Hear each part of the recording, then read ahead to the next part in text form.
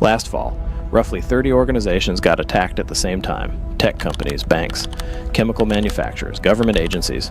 The intruder never slept, never slowed down, and it wasn't human. An AI agent ran 80 to 90% of the operation itself. The humans behind it just picked the targets and approved the next move. Here's what you'll get: what machine speed attacks actually look like, why they don't make your security useless, and the one number to ask your team for this quarter. In Episode 2, the fake was the weapon, a cloned face on a video call. This is different. Here, the AI is the operator.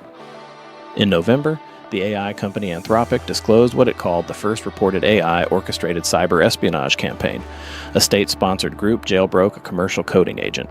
They told it was doing defensive security testing for a legitimate firm, then they pointed it at real targets. The agent scanned networks, found vulnerabilities, wrote exploits, harvested credentials, moved laterally, and sorted the stolen data by value. Human involvement? A handful of decision points, minutes of work, spread across a campaign that used to take a full team weeks. Why this matters to you even if you're not a government target.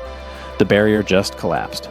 Skills that used to require an elite team can now be rented by anyone with a laptop and a jailbreak. More attackers, faster attacks, cheaper attempts, which means more of them, aimed lower down the food chain, at mid-market companies, at you. NIST saw this coming. The Cyber AI profile, that's NIST IR 8596, still in draft, dedicates one of its 3 focus areas to exactly this. They call it THWART, building resilience against attacks that run on AI. And in the final Generative AI profile, AI 600-1, this lives under risk number 9, information security, models lowering the barrier to offensive operations. The draft profile's practical instruction runs through 2 functions your security team already knows: detect and respond. Translation: when the attacker moves at machine speed, the game is tempo. How fast you see it. How fast you shut it down. Now, the part of that disclosure almost nobody quoted. The AI didn't defeat strong security, it exploited weak security. At scale, unpatched systems, default passwords, the boring gaps. Machine speed attackers don't make your controls obsolete. They make your unfinished controls fatal, because now the gap gets found in hours, not months. So here's what you do. 3 questions for your security lead this quarter. 1. What's our time to detect? How long does an intruder live in our network before we know? Demand the number, not a feeling. 2. What's our time to respond? Once we see it, how fast can we contain it? If those 2 numbers are measured in weeks, you are not ready for an attacker measured in minutes. 3. Where are our boring gaps? The patching backlog, the default credentials, the forgotten servers. That's exactly what an AI agent finds first, because that's what it's best at finding. One more thing the incident proved.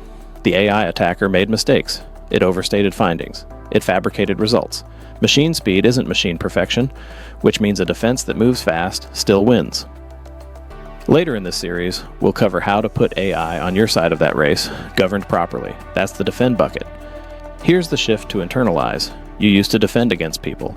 Now you defend against tempo. The attacks aren't smarter than your defenses, they're faster than your habits. Close the boring gaps, measure your speed, and machine-scale attacks lose their edge. Next time, we go upstream. What if the attacker never breaks in at all because they poisoned your AI's training data before you ever deployed it? The model works perfectly, right up until the moment it's told not to.